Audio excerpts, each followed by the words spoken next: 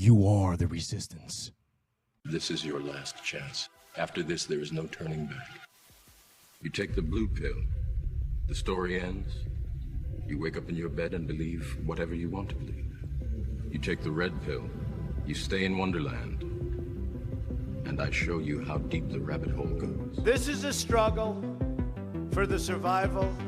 Remember, all I'm offering is the truth, nothing more. And this will be our last chance to say it. Trying to free your mind, it is this feeling that has brought you to me. At last. No judge in U.S. history has ever told somebody what they can and can't say. The whole purpose of the First Amendment is to keep the government the hell out of the business of speech. Many of us had to be brought to the brink. A lot of us here have a calling I can only show you the door. to awaken others. You're the one that has to walk through it. Spreading a message. Something's happening, right? The world is changing every day. Civilization is clearly Time is coming. at a Train tipping can't be stopped. Momentum is Right? already here.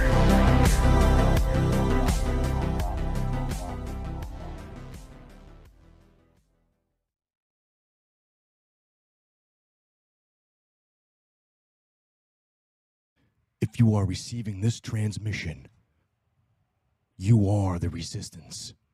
This is your last chance. After this, there is no turning back. You take the blue pill. The story ends. You wake up in your bed and believe whatever you want to believe. You take the red pill. You stay in Wonderland. And I show you how deep the rabbit hole goes. This is a struggle for the survival. Remember, all I'm offering is the truth, nothing more. And this will be our last chance to say it. Trying to free your mind, it is this feeling that has brought you to me.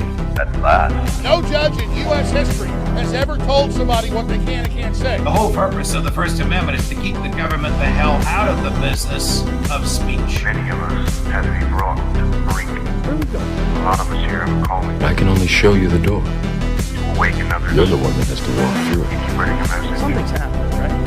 The world is changing every day. Civilization is clearly Time is coming. at a Train tipping can't be stopped. Momentum is Right? already here.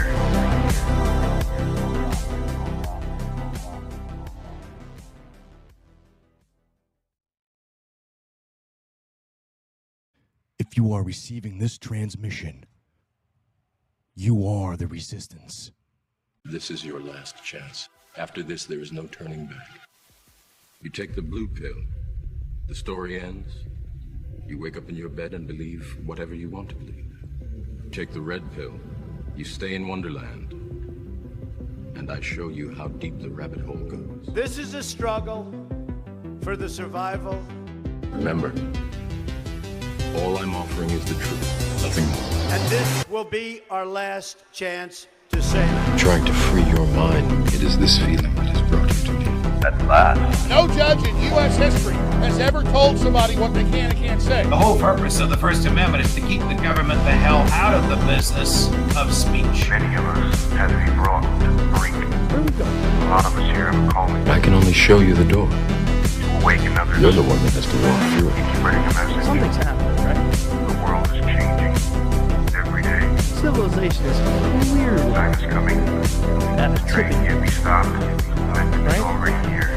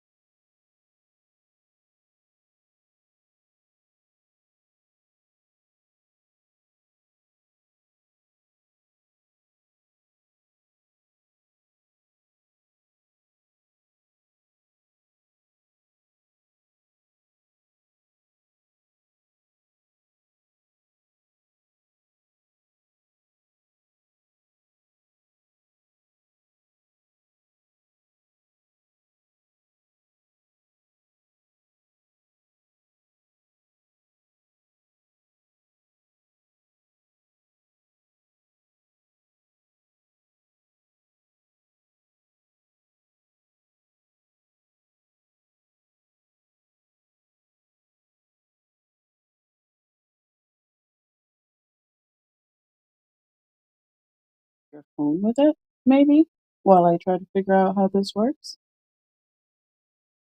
It could still listen to you.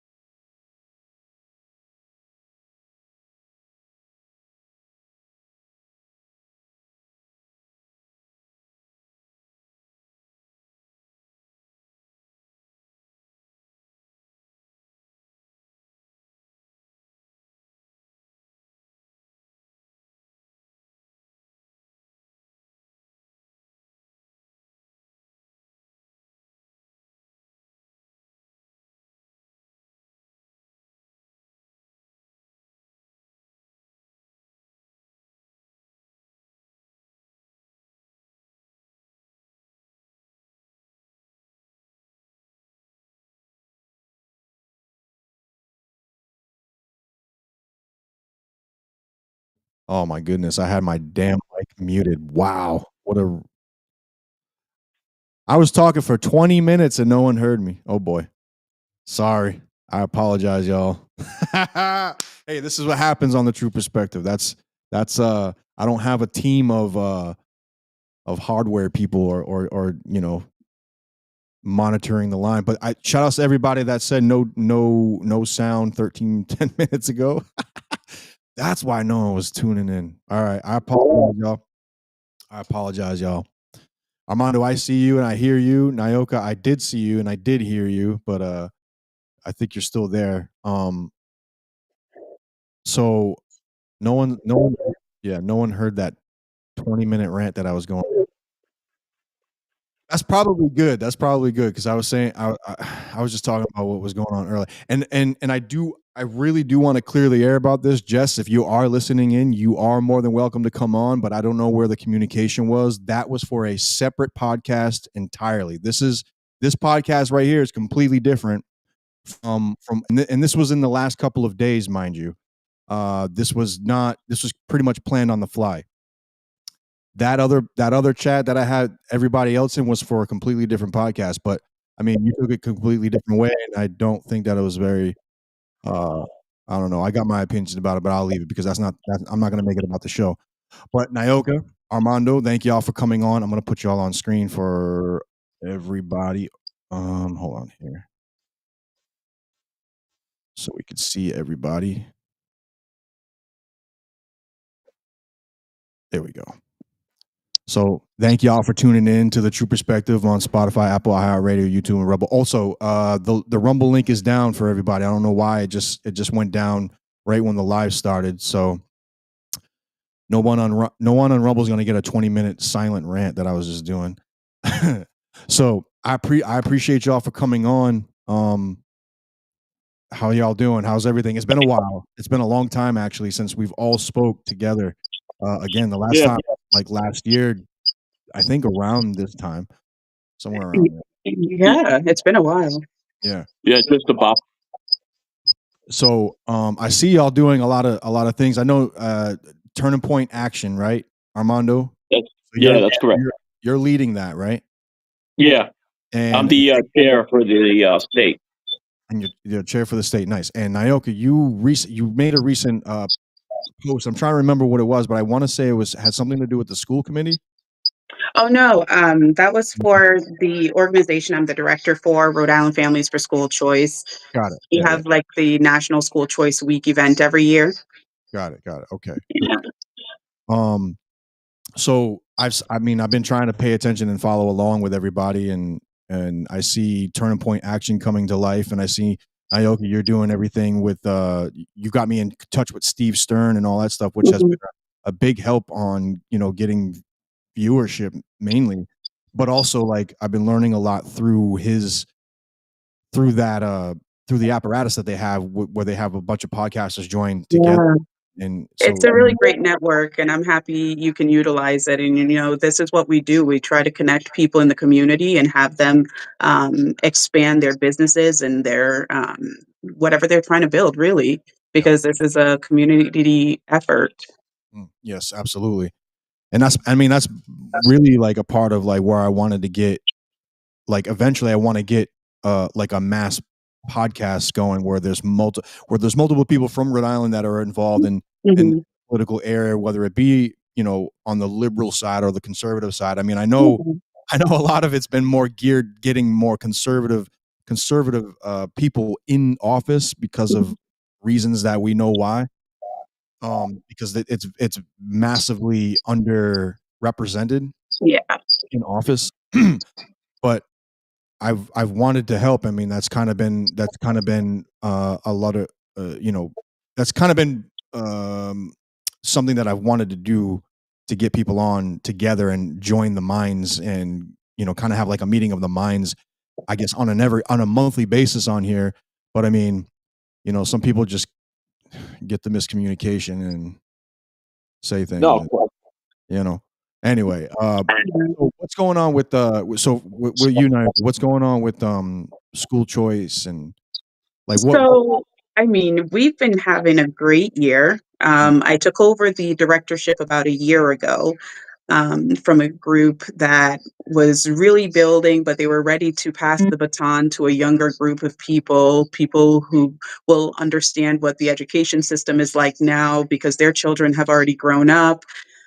So when I took over the directorship, we really worked on rebuilding the organization itself. We got out into the community. We did a couple of the block parties, just to present ourselves to the community and say, "Hey, we're here. We're a organization of parents and teachers and aunts and uncles and grandmas that just want to educate people on the different options when it comes to schools, because some families have a difficult time understanding what the school system has for their particular needs for their kids. Mhm. So the point is to provide different types of schools, connect them with those different types of schools or even different type of services that are available in the community, whether it's for autism, whether it's for just after school programs, whether it's for just something that like a charter school that specializes in in a specific subject that the kids are into. Mhm. Is there So it's a lot. Yeah, I bet. No, I bet. Is there any, like, is the state actually helping with this or, like No, this is an independent 501(c)(3) nonprofit organization. It Mhm, does not get any assistance currently from the state of Rhode Island. And so when I took over the organization, it actually was a little bit in a pickle. It had hit its 501(c)(3) was revoked just from the hoopla of COVID and filings and things like that. So we got the organization back up to par with where it needed to be within the year that I took over. And we've just been marketing and we work in hands for the National School Choice Week event. We work with National School Choice Week Foundation. And mhm, so they actually pay for the majority of the event and we just host it. So we invite schools in at little to no cost whatsoever. Same thing with vendors like busing systems and school food systems, any kind of companies that you would order food from for the school systems. mhm, We have different programs that work in tandem with children's with special needs. So we open it up to the community to come on board and just show us what you have. Show these families what you have to offer that you don't typically get the information from the schools that your child is in, especially if they're in a public school, private school, even if you're homeschooling. It might not be something that you're aware of, so we bring everybody together under one roof and we pretty much have them have their all schools fair. mm. Okay, okay.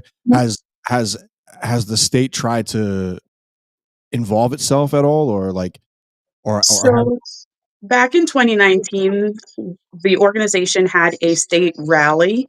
Gina Raimondo was there. Dan McKee had signed a acknowledgement for the organization, and then within a couple of days revoked it, saying, "Hey, sorry, that was auto-penned. It was not supposed to be sent out to the organization."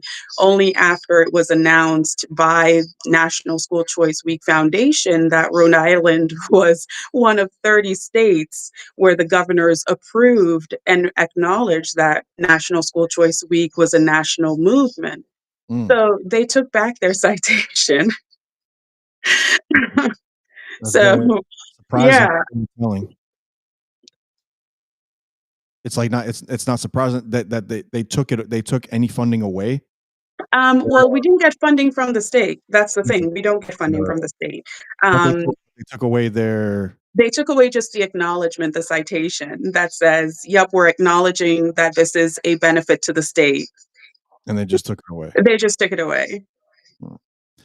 I don't know why it's it's not surprising, but it's it's definitely telling.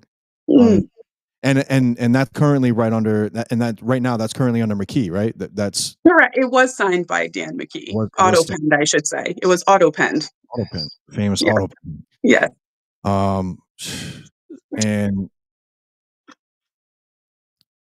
so where does so what was that post mainly I'm trying to remember. I'm trying to remember verbatim. I was actually just looking for it, but I couldn't find Yeah, so it was pretty much my frustration, it. Mhm. because we had been talking with the State House since like summer that Yep. this is what the plan is going to be. When can we sign up for a day at the State House?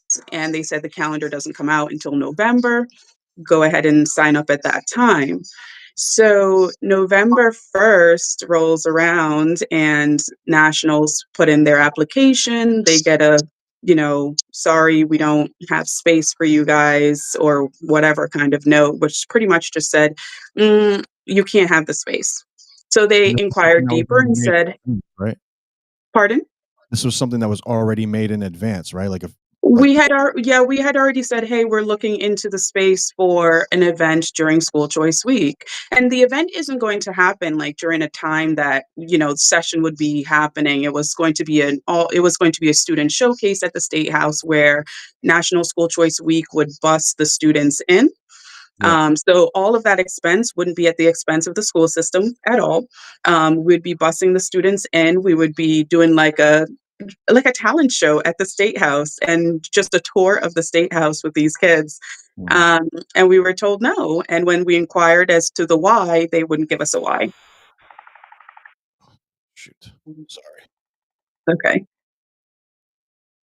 So yeah, it's been interesting. But so we transitioned back to what we typically did, which is we call up the Crown Plaza, we sign a contract with them for an event, and then we decide on when we're having our school spare. But now we're really coming down to the wire because now we have to reach out to all these schools during the holidays to say, hey, we're still having our event in January. Wow. So and then you have to try and make a last minute. So now everything's last minute. Sorry, hold on. I'm messaging someone. Okay, you're okay. I'm on. My goodness. Anyway, so man, so they denied you. Did they ever explain why? Uh-oh, I just lost her. She just went off.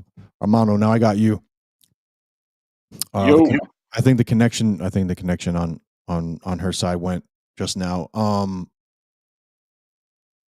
What's turning point action? Like, because I've been seeing that pop up, especially after the whole Charlie Kirk assassination. Almost a month into after that, I've been seeing a lot of states popping up with this kind of. Is that kind of like Turning Point USA or? That's the so when Charlie Kirk was talking about that, trying to support candidates and getting politically involved, he meant Turning Point Action. Turning Point Action is the 501c4, which is strictly political, Mhm. and the involvement is knocking on doors, poll watching, and much more. So which I personally put together a debate crew over at the Capitol. That's when the No Kings protests happened, and Mhm. pretty much have a debate amongst individuals. Obviously, they were kind of hostile. We even needed state police, Hmm. but in our eyes, it was successful because our crew stayed in complete control. They stuck to the topic, which is, do biological boys belong in girls' sports or bathroom?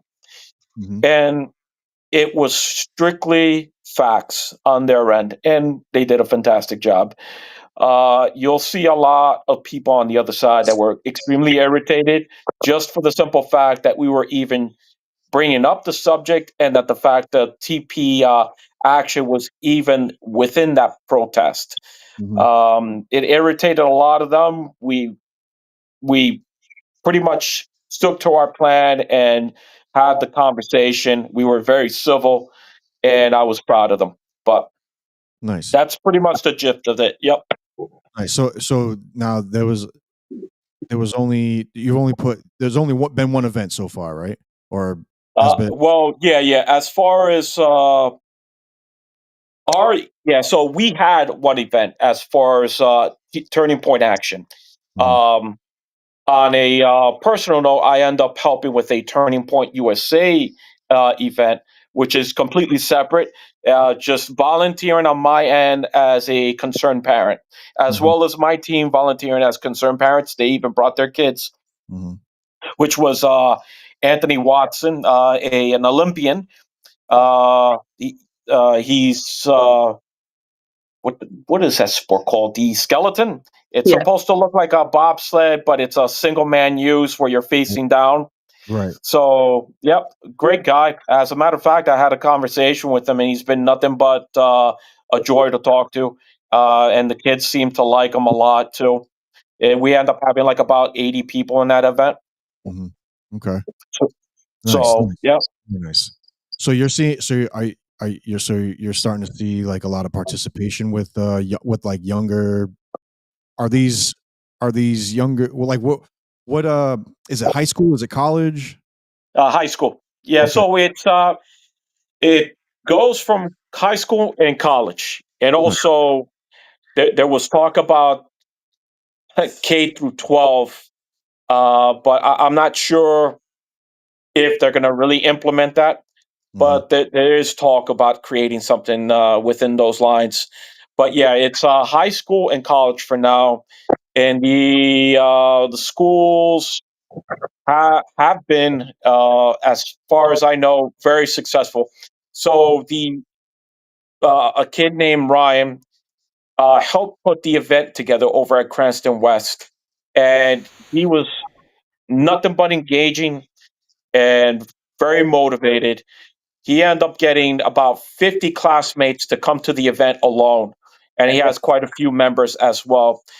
And I was very happy to see that these kids are even working on getting connected with other schools to actually help them create chapters as well. So they're branching out. All these schools that already have chapters are branching out. And what we'll try to do as a supportive group is, help them, guide them to where they need to go in order to create those chapters. I already know somebody who works as a member of TPUSA, Yep. and all I do is pretty much give her the contact number, and she helps create those chapters.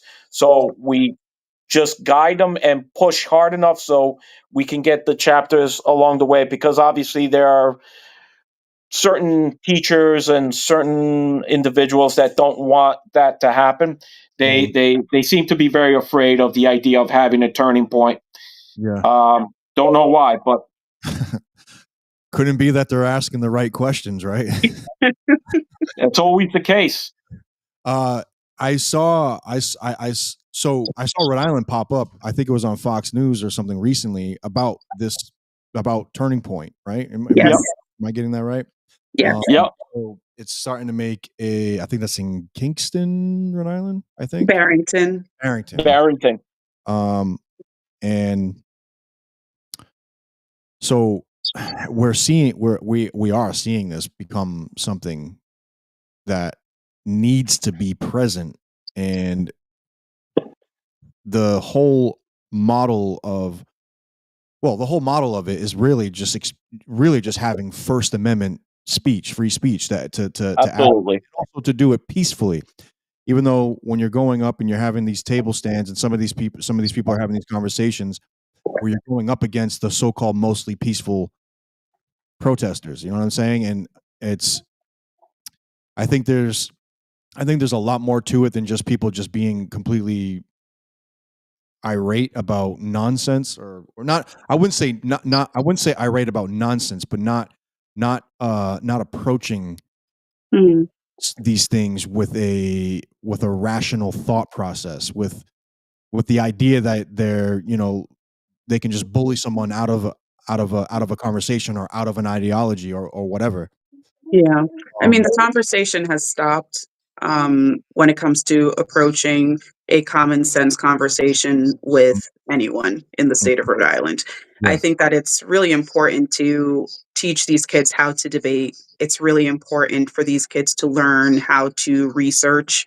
And that when you take those away and you just want kids that just follow the rules, you take away their independent thought, you take away their ability to critically think. And that's why we're having such problems in the workplace. I currently work in manufacturing as the occupational health nurse, and we have a lot of people who continue their education and use manufacturing as a stepping stone to get to their next levels in education and in life. And so if I can tell when I first meet someone if they're going to last in manufacturing, and how long they're going to last based on just how they answer questions when we sit and talk. Because I usually have an introduction to the clinic with them, the type of questions that they'll ask, or the way they approach me is kind of telling on how their experience is going to be in manufacturing. And it usually tells whether or not they're going to be either the first ones fired, the first ones who just walk off the job, or ones that are actually going to utilize this as a stepping stone to the next steps in life, and how creative they'll be, or how you know, supportive they'll be of the staff or the team that they're working with. And so, the high school years, the middle school years, these are years where people are supposed to develop those types of critical thinking skills and determine where they want to go in life. And if we're stopping them from actually thinking things through and using this as a way of navigating life, then we're inhibiting their growth. And so when we sit here, let's say in our adult lives, and we're talking about, okay, well, what's going on with the workplace? Like, why are Americans not being hired for jobs? What are we doing with the H-1B visas? This is where it needs to come from. We can't stop these kids from critically thinking and problem solving. This is why we're having these issues. We need to have the conversations and teach them how to have those conversations. Yeah. I mean, and it absolutely has to happen, because it comes to a point to where if you start, I forgot how the quote goes, but if you start oppressing the speech of particular groups that have actual conversations with, or have a rational thought provoking conversations, rational common sense conversations, and when you start to suppress that, you're creating a bottleneck of violence that's going to be birthed from that. Yeah. And it's completely avoidable if you stop doing this. You can't say that because that's offensive, or you can't do this because that's offensive. If you're not committing any verbal threats or physical threats, then the conversation has to come to the table. Being politically correct is irrelevant. Yeah. And also having, I mean, Armando, you were just saying it earlier. If you're having debates, the fact that we have to have debates about who belongs in which bathroom is very telling on Yeah. where our society is right now, and we shouldn't be having that conversation. But we're having that conversation because there's a lot of elements involved too. It's not just someone deciding on, we got to make the boys' bathroom the girls' bathroom, or they both can go in there at the same time. There's a lot of political and ideological things behind this. A lot of it just straight up demonic, and beyond the stretch of the imagination. But there's a lot behind that. It's not just like, oh, we're the liberals just deciding to do that. There's a lot behind of why that's happening, and we kind of see all of the perverse actions that happen throughout the governments, state, local, and federal, and globally. But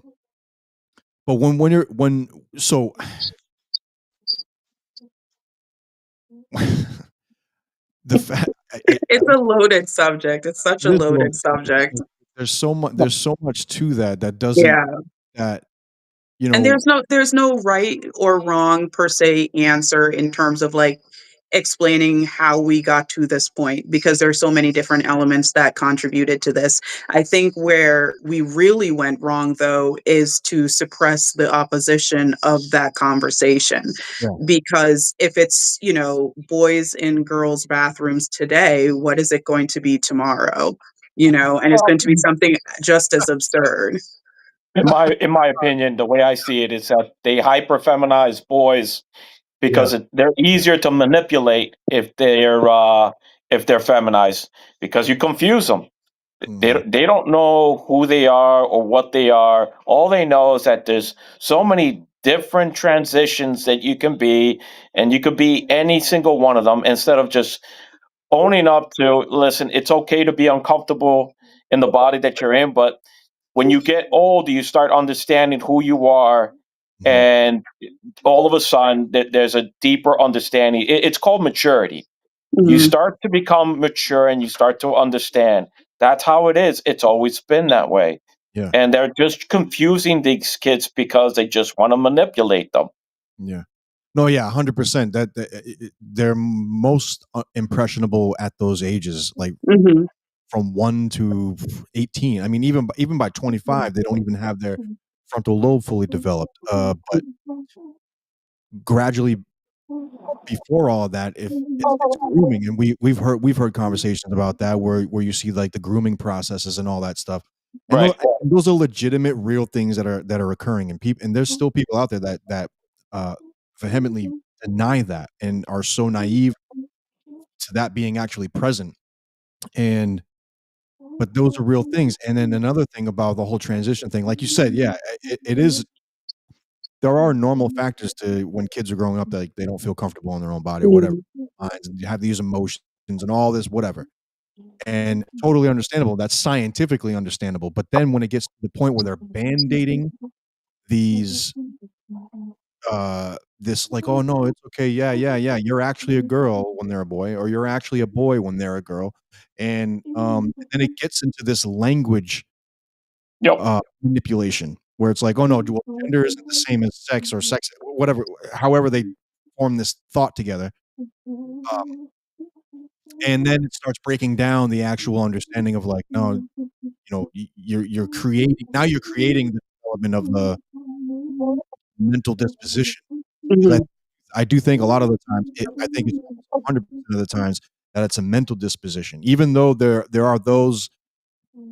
It's such it's there's so much to it. It's mental also, but there's also, I mean, I don't wanna start throwing conspiracy theories out there, but there is some weighted evidence where stuff is in the food or stuff is in the water where it aids into these types of, you know, No, I absolutely agree. where In the my person opinion, I agree. becomes, where they think that they're something completely different, and then also the lifestyle Yep. that they grow up in. And I do Mhm. think it's social too. It's like there's Yep. a social virus to it. Um, Yep.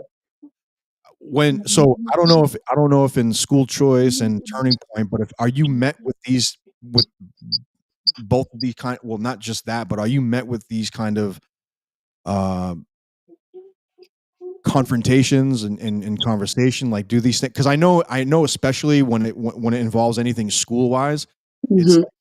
like, oh, you can't say that.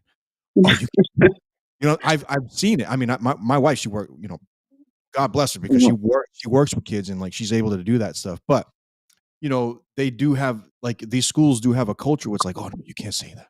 Oh no, Yeah. you gotta be inclusive, or I think for the school choice movement, I think a lot of people have a misconception as to what it is yeah, because yeah, we do support public education. The point in school choice is that the parents and the students have the choice to decide on where they go to school. right, The other side will say, however, that we're trying to take kids out of the public school. If a parent wants to remove their child from the public school, they're going to do it. And it was right, self evident in Rhode Island during COVID because a lot of people moved out of state or decided to homeschool their children because they were home anyway, right, and just never re enrolled them back into the public school system. So they can't really blame that on a school choice movement that's been going on since the 60s. If mhm, not before that, remember Miss Virginia? She was the parent who had a child that was on the spectrum, and the school had limited her child so much so that she ended up being a advocate in Washington D.C. that really pushed and promoted school choice, and that's mm, how that movement really got its ground. She was one of the um, over 100 African American students that went to Little Rock high schools to desegregate them. I met her this past September when I went on the conference for National School Choice Week Foundation, and she is a joy to talk to, and she is easily available if you need her, by the way.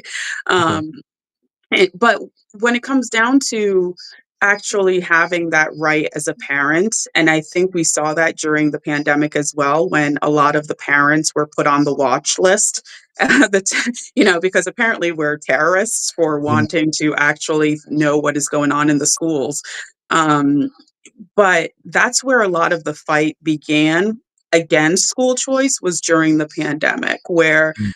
the narrative was changed that we're trying to take these kids out of the public schools, when in actuality, it's parents trying to figure out where do their children fit in the school system, whether that's a traditional school, whether that's a private school, micro school. Maybe they need to homeschool for a couple of years because maybe their child is having some psychological issues, because I do have a parent that I speak to regularly who has their child in therapy, and now their child doesn't want to be in high school anymore. They want to go to an online charter school in like Idaho.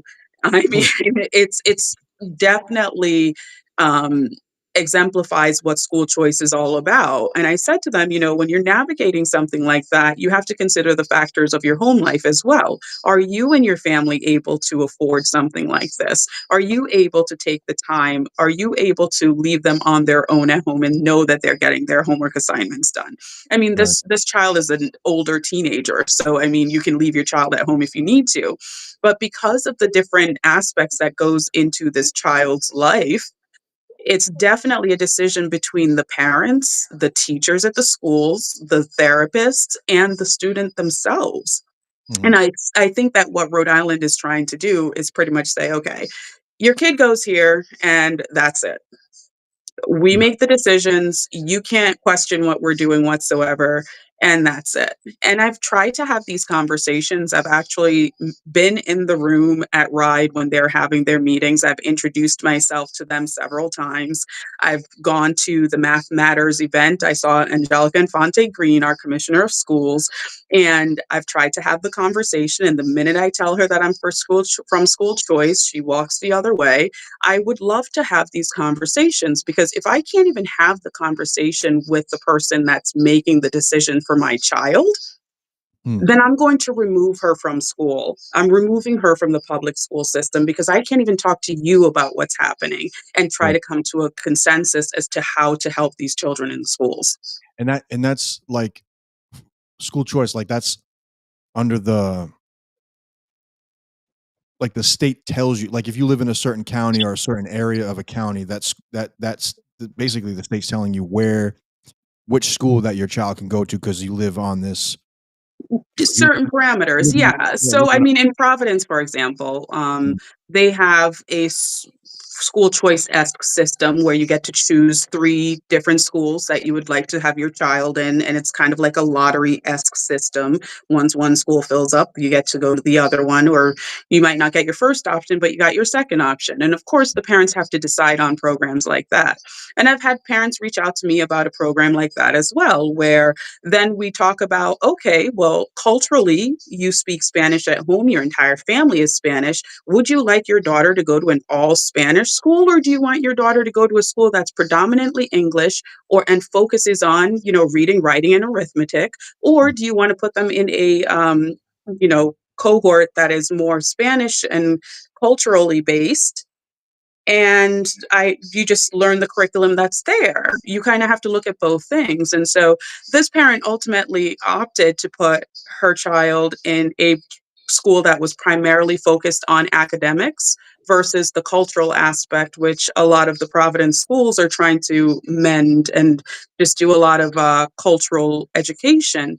A lot of these parents, and she was Hispanic, she's Hispanic, her entire family's Hispanic, and so she said, I speak Spanish to her at home. My grandparents speak Spanish to her at home. Her grandparents speak Spanish to her at home. So they're not losing out on the cultural value of their culture when she's home.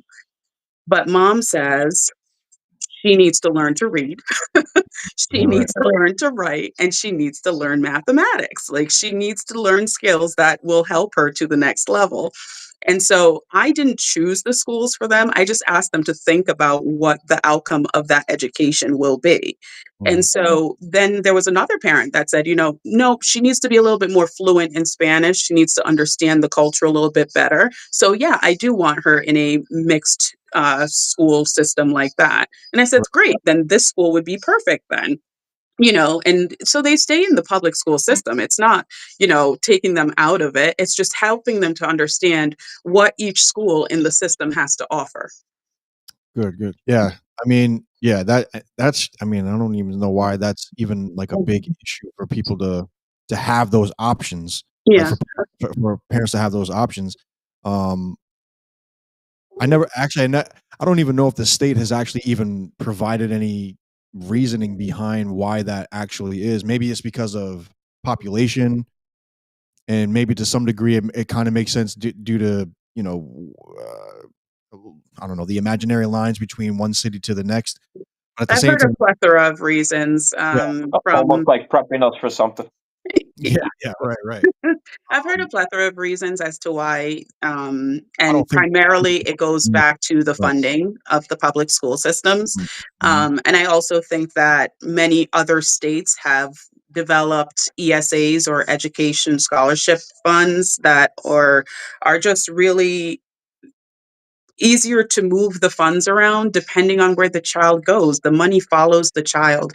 And I think in Rhode Island, they're very rigid with their budget, but they always come short.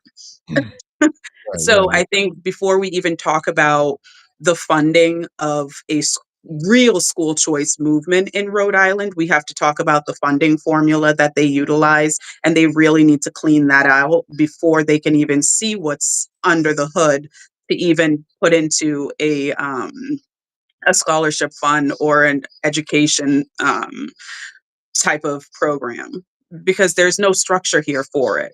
Mhm. Who, who ultimately controls that? Like, who ultimately controls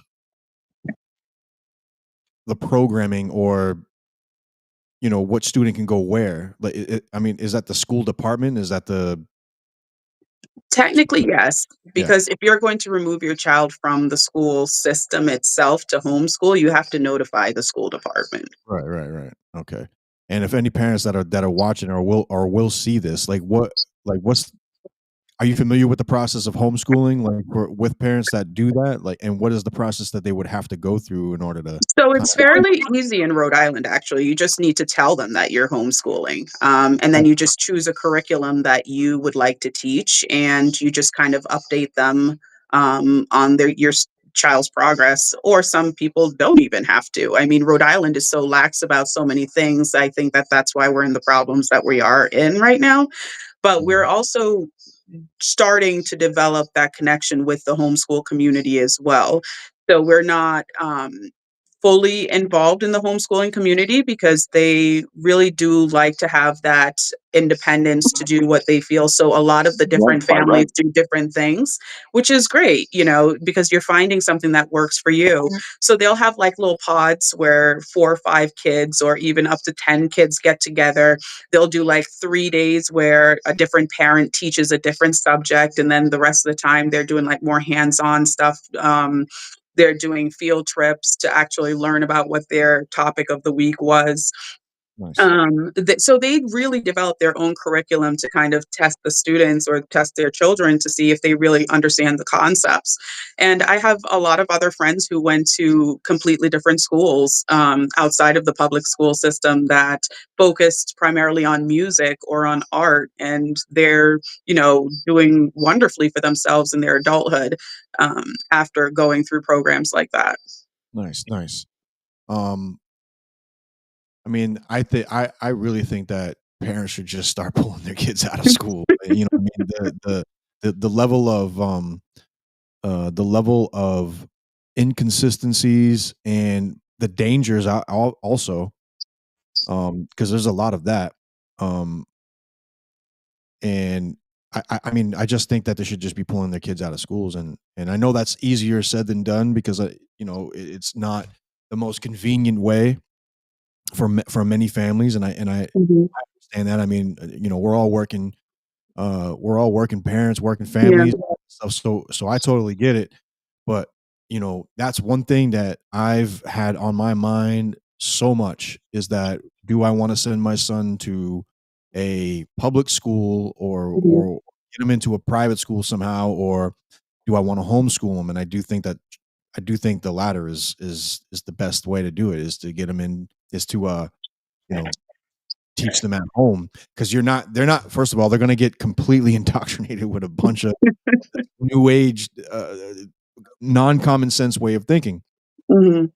And like you said, that is your choice as a parent to Right. have It these should be your choice. There won't be expectations any from collectively the wrong choice. Yeah. yeah, it's the expectation you hold for the community that you're putting your child into, because that's what the school system is. It is a community. And you just kind of figure out, okay, do you think this is the best community for your child to be in? Because at least for us, when we were thinking about schools, we thought about, okay, what's our work schedule? That was primarily number one, was our work schedule. Who's going to do the pickup? Who's going to do the drop off? Is there extensive aftercare times where we would be able, if we got stuck in traffic, to still be able to pick up our child, and they're not standing out on the pavement waiting for us to get them? So it needed to be somewhere that was in house. They didn't have to be bussed somewhere else for after school. Um, and we needed an environment that we could speak with the parent, with other parents, speak with the administration if we needed to speak with the administration. The frequency of communication we needed with the school itself, between us and the teacher, Mm. um, was a lot because our little one has had a very disruptive medical history. And so we needed to make sure that we were able to be reached at any time. And so with the school, Mm. in case anything happened. So we really looked into it. We interviewed many schools. We interviewed many, even pediatricians. When we were looking for a pediatrician, we interviewed like 9 pediatricians. Um, People need to realize they have a choice in literally everything that happens within their life. And when it's your baby, Right. I think that as a parent, it just burns to not have control over some kind of um, element of their schooling. Yeah, 100%. And parents are definitely, we're under attack. And if they can if they can remove us out of the way, which is what they definitely want to do. And I'm not talking hyperbolic. I mean, if you look at Mhm. policies across the US, if you look at federal policies, if you look at the way, I mean, California would be a Prime California would example. be a prime example of what's, I've said this on the podcast before. Everything that happens in Oregon, California, those areas, it ends up trickling down, and Mass, or New York, Mass takes that over, changes the language up a little bit, and then Rhode Yes. Island almost always, all the time, adopts it. Yes. Um, Yes. and then the rest of well, I mean, the southern states, not so much, like the more redder states, not so Mhm. much. But there are some things in that are sweeping across also the red states, that are just, it's Yeah. where where is this actually going? But and we saw that during COVID. We saw, like, the attacks was on parents. It's like, Mhm. oh, now you're a domestic terrorist. Oh, you want to take your kid out of school? Why you want to do that? Exactly. Or why do you want to show up to these meetings and start talking to the The local school school board. committee or school board, and then start telling them about themselves, and Exactly. doing so, courageously, bravely, some of them being arrested for it. So Yeah. it's like, uh, I think I think when the state or the schools start saying, like, "Nah, you don't really have much of a say or choice, because when you give them to us for like 6 hours, 8 hours, or however long Mhm. during the day, we have control. We're the parents now." So it's like, they want to. It's like a deterrent. Like, they don't want you. They want to be. The state wants to be more involved in your child's life than they want the parent involved in their life. You know what I'm saying? Yeah, If that, and I think it also does a disservice to the teachers. I mean, because there are some wonderful teachers out there that just want to teach the kids. They just want to Mhm. get to know the kids. They just want to be able to True. actually graduate the kids with skills. There are teachers who actually do want to keep the student back because the student doesn't understand what is going on for the next level, and they do fear that the student's going to fail the next level. I do understand that there are some teachers out there that do have that maternal or paternal instincts for these children. I mean, you have them 180 days out of the year Mm. for 6 to 8 hours. So we understand as parents, we understand that there is that kind of a connection to our children, but at the same time, you can't exclude us from the conversation. Right, And yeah. so when you exclude us from the conversation, I think that's where you start to vilify the idea of school choice because now parents are saying that's not what we signed up for, nor should our taxpayers payer dollars go towards something like that, that I can't even have the conversation with the teacher about what's going on with my child. Yeah, yeah. Yeah, absolutely. Armando, what do you think? Because like now, because it seems like that you're seeing you're involved with like the youth in the future that's involving themselves into debates. Do you think that because because fathers and mothers and nuclear families, we'll put it that way, are under attack, do you see that there is a promise, there's hope to be seen despite, you know, the many obstacles that families face as well as children face at the, at the starting level of school? Like, what do you when you come into contact with these students, what do you see? So I remember when I was a kid going to school, and whenever there was a hot topic, you know, and we were told to not have a difference of opinion, just kind of this is what's being taught, don't ask any questions, so on and so forth. And Mhm. what happens is a lot of the time, me and a couple of other kids would kind of rebel and ask questions like, why? Why can't we ask questions? But what about this? What about that? Mm. And it's the same thing what's happening currently right now is that um, now that kids end up getting a taste of what the world of Charlie Kirk was like by asking questions, all of a sudden now there's ifs and buts and questions and more questions. No more. This is what you're going to think, and that's it.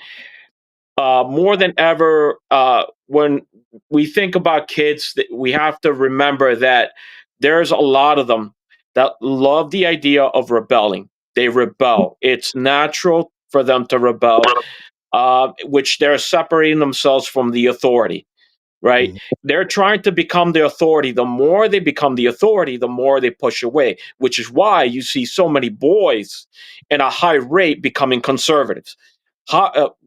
At a high rate.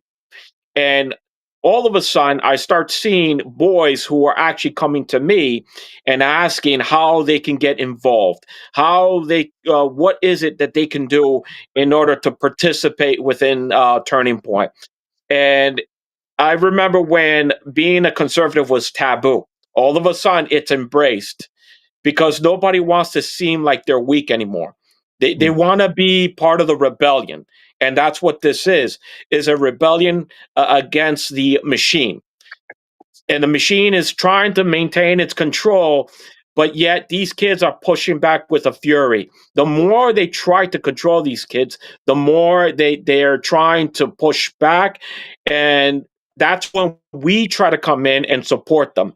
It is our responsibility as adults, as parents, to listen to these kids, to not just tell them keep your head down and ignore everything, but let them explain themselves, talk to them, and then figure out a way where things can be a lot better for them in their future. Not easier, because fighting is not easy, Yeah. but for things to be better, you have to fight. in order to have a promising future. That's how it is. That's how it always is. Nothing easy, nothing good comes easy. So I noticed that more and more kids are just. I end up getting a conversation with quite a few kids. Surprisingly, too, when we had that Cranston West event. Uh, a custodian came up to me and he heard that there was a Turning Point event, and he asked how he can be a member, how he can get involved. Apparently, he's had a podcast, whatever the case is. Um, and more people like that are showing up in drove. I've just getting phone calls, text messages. When that Barrington situation happened and they finally built their chapter, uh, they also end up getting a call from somebody outside the state that was that is Democrat and pretty much said, "Keep up the good work. I hate what they did to Charlie Kirk, and I want you boys to actually succeed."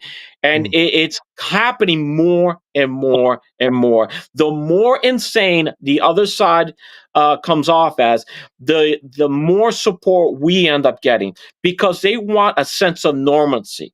They want normal again. They hate the chaos. They hate the plans of socialism. I got to tell you, a lot of us Hispanics hate socialism. Just let you guys know out there.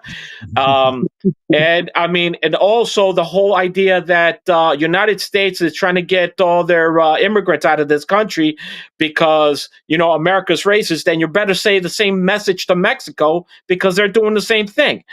So these kids are realizing that they're getting more involved in politics and they're understanding it doesn't make any sense. I we I was never that involved in politics, but I'm starting to understand that the youth is becoming more and more involved with politics. Politics have become the new entertainment. That's what COVID did. It's the That's new wrestling. when the COVID lockdown happened, politics became everybody's entertainment. That's where the left screwed up. And I'm not going to get into the whole propaganda with COVID lockdown, but I will say this. If they thought that they were going to control the population more so, they were deadly wrong. It just started something. So, Yeah, it woke a lot. pretty much, there's a huge following happening. Yep. Yeah. So, what are some of the what are some of the conversations that you're having with these kids that are getting involved and wanting to be involved? Okay, so I think for the most part, these kids want to commit to some action, especially the whole idea of debate. They actually love the idea of getting involved with debate, and then community outreach too. Yeah. Pretty much getting themselves out there, having conversations, being a part of a movement instead of just kind of like hiding away in their own little domain where they're not doing anything. They want to commit to something, and I can understand it. And with some kids, it's about the adrenaline. It's like actually feeling like a hero and participating and then actually seeing results. And I could understand that. I could absolutely understand that because how mad are a lot of these kids who are conservative and are so afraid to say anything whatsoever because they get scrutinized, and they bottle that up for so long to the point where they see a opportunity to do something about it, and then finally relieve themselves of all that anger into something better, into something good, and it becomes addictive. And that's to those kids, it's a perfect outlet. And it's one that makes the most sense because they're not causing any harm to anybody, but they're making a difference. And Right. I don't blame them. They want to make a difference. Good for them. Yeah. No, I mean, they are the future. You know what I'm saying? Like when we're gone, that's who that's who takes the, that's who takes over basically. You know what I'm saying? Quite literally. And the Um, beauty of that is that they also get like the civic engagement portion of it, where they now see how their actions are being influenced by the policies that are set forth by those people who are in the state house or those who are in their local governance. right. A lot of what I've been hearing through the networks from the younger kids is that, they want to understand how government really works, Mm, especially here in Rhode Island. mm. You know, I the thought just came to mind right now. We actually, as far as I know, as far as I can remember or recall or not recall, I don't think there was ever a program that actually dedicated itself to getting kids involved politically, or at Mhm, least having them understand the politics that are going on within their state, locally, mhm, and even federally. But like at the, mhm, obviously the changes can be made at the local level, and I think mhm, doing this is assisting and aiding and even raising mhm, younger adults into being people that could potentially usurp the liberal effect that's been upon us. And I'm mhm, using liberal very loosely. I'm using the socialist, Marxist, even fascist point of view that's yeah, been, plaguing our country, but also plaguing the state that we live in. And I mhm, think, and I do think that by using elements of school choice and mhm, elements, because you're also teaching parents like, look, you could do this, you can get them involved in these programs. The school doesn't have to dictate where you take your kid to. It's up to mhm, you or the parent. And the state doesn't, the state has, shouldn't have any say at all, um in regards to that. I mean, obviously for safety or whatever. That's that could be a part of the conversation, but at the end of the day, the parent has the choice on where they wanna bring their children to, and then you put in the other element of, like, actually having programs and these kind of events like Turning Point Action, mhm, um, where it develops and it helps develop these kids to be these younger adults to be adults, and then, quite literally actually stepping into the state house and doing something. You know what I'm saying? mhm. Stuff that stuff that, like, all of us have been a part of, but, like, don't probably haven't had that leg up. You know what I'm Yeah. saying? I think this leg up in the community, and I think is very much needed because we are in danger. I And think the, Most definitely. the civic engagement portion of that, if I can interject, actually went heavily into play during COVID when schools were then opened up again. If you remember with Ramona Bassinger, the teacher at Classical High School in Providence, yeah, when yeah, a lot of those students walked out and did a yeah, whole protest against her coming back to school. And so it was after that that you saw that there was more of a pickup of teaching kids about civic engagement. And it's actually a requirement now for students to get involved in some kind of a civics project prior to mm, leaving high school. So, Turning Point USA and, National School Choice Week and, different programs are out there for kids to volunteer with. You don't have to go and find the same programs that everybody is doing in schools. But unfortunately, I see that they're trying to silence a lot of those other programs that are more yeah, conservative driven mm, programs for the kids to become more civically involved, which is unfortunate because you want kids to see both sides of the coin and decide for themselves instead of it being forced upon them. And kids rebel when you force things on them. I mean, look at how all these movements started. It was because you forced the hand. You don't force the hand, you introduce both sides and they decide for themselves. yep, So the civic engagement portion of it will be interesting to see how that develops. I do know that RIDE has just brought in another program that will bring judges and lawyers into the classroom, oh, so that they can talk to the students as well for civic engagement. Yeah, so I think that they're doing their own programs, obviously, that they see fit. And I hope that it's run to a point where they can have a sense of neutrality in the information they provide. But mm, again, if we're going to demonize the school choice movement and then you're bringing these policies in where kids have to be civically engaged, you can't denounce civic engagement when you're talking about school choice, which is, worked in tandem with civil rights. They don't right, talk about that. yeah, One of the uh, real like big names of the school choice movement, besides Miss Virginia, was also a professor at a HBCU that wanted to show that choice was available for the underprivileged, low poverty level families as well, not just for people of, not just for white people. It was not just for people of affluence. It was literally to say school choice is available for the low minority people in the community. And Mhm. so they don't want to talk about that part of the coin, which is kind of interesting because it Yeah. walked hand in hand through the 60s. School choice walked hand in hand with everything that was happening at the time for the civil rights movement. And now today it becomes a taboo and it becomes a MAGA thing for some reason. But that's not it at all. It's saying Oh, just that's the parents have the choice if and they the can do students more. have the choice. Yeah, if they can deal with a narrative, they're going to. Of That's course.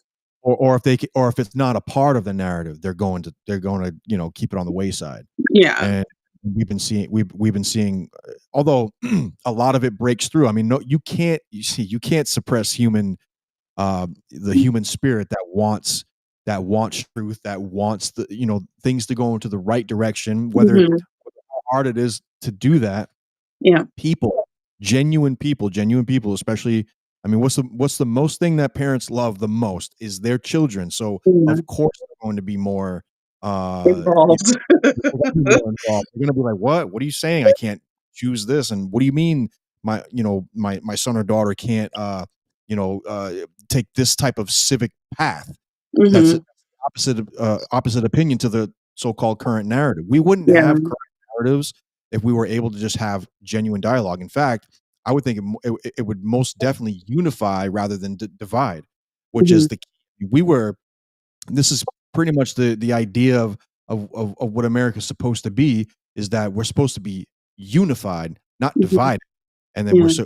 but we are very much divided on so many things, and a lot of it's just, it's because of these ridiculous narratives that are George Soros funded, among many other, among one of the few names that do that. Um, who or how can people get involved both with school choice and turning point action? I'll let you go Sure. first. I'll let you go first. Go ahead. I think, well, for me, it's edchoiceri.org is our website for the Rhode Island Families for School Choice. They can reach out to us on that email. They can reach out to us on our Facebook page. We have an X page as well, at EdChoiceRI.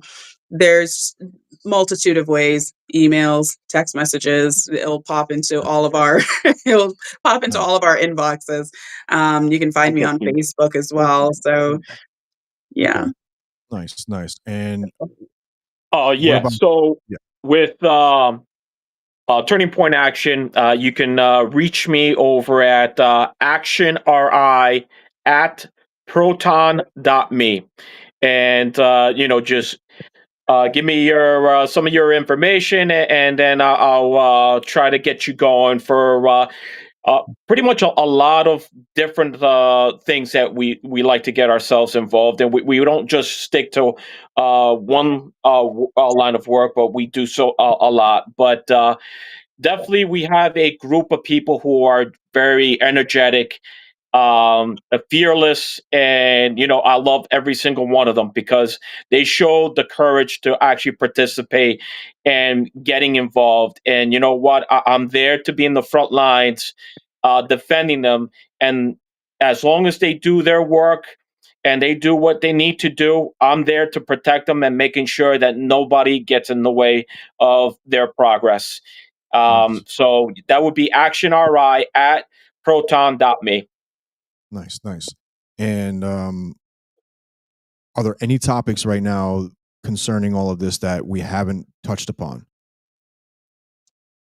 Um, Uh, Well, I think that the distinction as to how to navigate with Turning Point Action, Turning Point USA, Mhm. is there's the connection with the regional director of Turning Point USA, who works with Armando in order to kind of help this move smoothly, because he actually is based in New Hampshire. So he's kind of used Armando as a point person, because he hears a lot more of what's happening in the community than most of the chapters even do. Mm. Nice, And Yeah. nice. so he then relays the information so that they're aware of what's going on, and then they can take it from there. But one thing is for sure is that the conservative movement are the people who want the choice in their schooling. They're showing up. They're starting to show up. Next year is going to be telling for many reasons, and I can tell you and I can promise you that education is going to be on the top of the docket for next year, Mm. just from what's happening just to our organization, and what's been happening with the kids trying to start the Turning Point chapters within their schools, that education policies are going to drive the state house next year. And it's going to be a struggle. It's going to be a fight. Everything is a fight for us, and we're used to it. I And love the fight. if we can just have one word of encouragement is, I live by, if who's going to do it? If not Right, me, who's going to do it? right. Many people know me from many different avenues, many different organizations, and I'm everywhere that I can be. And I am that one person. And just like Armando, he's everywhere he can be, and he's one person. And if Mhm. we have a lot of these people who are, that one person that gets out there and just does one thing, it helps the movement move forward. A lot of the naysayers happened during COVID. And like Armando, I didn't get involved until COVID. They woke me up then. So Yeah. you can blame the Democrats for No, where I am right now. no, she. So for the viewers, I mean, Nayoka's my wife, so anybody knows. So we got married like a couple of Oh, weeks yeah. ago. Yeah. Congratulations And, to both of you. Thank you. thank you, thank you. I meant Uh, to I meant to but say that in the beginning of the podcast. I Yeah. apologize. no. That's absolutely fine. The what she's not telling everybody is that I'm the one who got her involved in politics and in some of these other things because um, she was mad about a lot of things that were happening and she didn't have an outlet. And I told her, listen, you can complain, you can scream, but no one's going to care. But if you try to do something, at least for yourself, at least for your child, it goes to a better use than somebody who's just complaining all the time. And Mhm. she's been fighting nonstop. And as a payback, she's the one that got me involved at Turning Point. It's like, hey, here's Turning Point. It's like, oh man, what? All right, whatever. And I can't. So it's now becoming an addiction where I need to do more. And it's the same thing with her.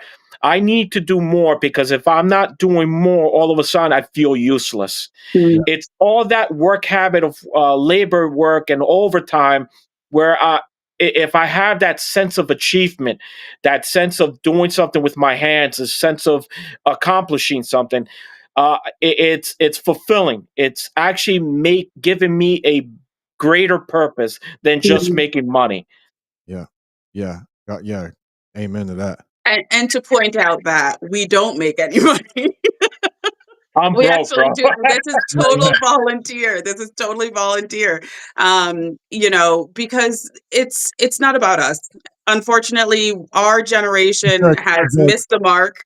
Is there a It's way that people could donate, fund, or some way like? Or are you working We're on we're that? working on it for the Yeah, new we're year. working We're on it. working Yeah. on it for the new year, but for the most part, we do this free pro bono type of thing, because it's important. You put your time where you're valued, and you're valued in these realms, and you continue with the work, and things like this flourish where people want to donate to us. But it's really because we saw that there was a need, and parents were being left out, and we saw that kids were being left behind, and we said, no way, Jose, we're not doing this. I grew up in Jamaica for part of my life, so I know what a public school system looks like when kids have nothing, where you have to buy your books, you have to buy your uniforms. And in Jamaica, we don't wear just regular clothes. All the schools wear uniforms. You can tell where someone goes or where someone lives because of the uniform they wear to school.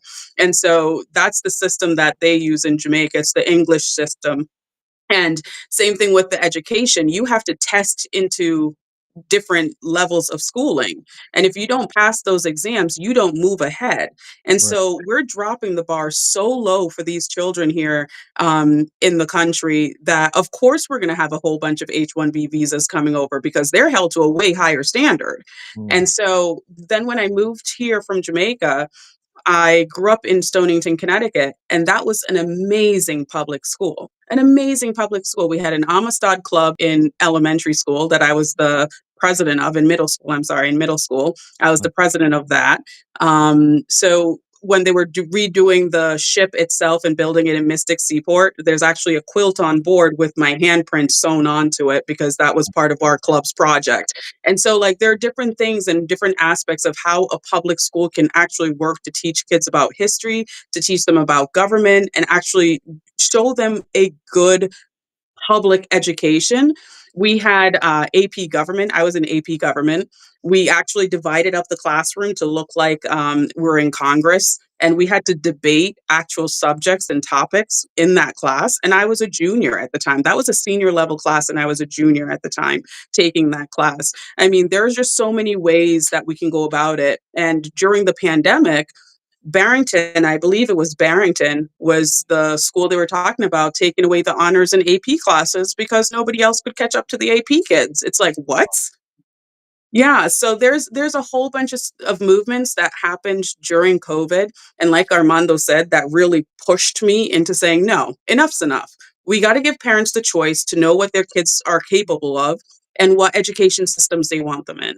And so Yeah, we can't keep dumbing down our kids and expecting them to get high-paying jobs, which is why this whole movement towards, increasing the minimum wage doesn't make any sense. Yeah. Because yeah, it doesn't matter how high you go, the kid with the H-1B visa is way smarter than your kid, and they're gonna make more money. It yeah. doesn't make a difference. Not only that, but they watered down the grades. If you remember, Nyoka. They did, yeah, they did, yeah. Yeah, So Yeah. so Uh, that's how we got involved. I mean, that's a whole other topic to go down to also. Unfortunately tonight I'm a little restrained on time, but It's okay. absolutely, that's I fine. wanted to get you both on here for a long time. I know I spoke This with both is great. before. But yeah, I mean, I really love. First of all, I love that both of y'all have gotten married. That's great. That's such a great thing. I know. That. We're And stuck with each other for life now. for I don't. I didn't want to get punched in the face, so I just said I'll submit. I mean, let me take it this way. I don't know the extent of your belief system, but that is the covenant under God, and that's a blessing. Amen. Absolutely. That's a Yes. blessing. So, and another thing too, I just love what both of y'all do. What both of you get involved in. When I first spoke with you, when I first was able to meet both of you, Mhm. I just knew, like, it's always good to see people that are trying to do something in the community and Yeah. and really fight and really try and do something purposeful rather than, like you said, like Armando was saying, like, it makes no sense complaining about it. We got to do something about it. So Yeah. So that's appreciate. my only line of encouragement. Just get Yeah, out there, people, find something to do and do it well. Just move Yeah, forward. No matter what people are doing or saying about you, just keep moving. yeah. Be like the Cuban. be like the Cuban. Thank you so much, Tim. Search, be like be like the shirt. You should make a shirt. Be like the Cuban.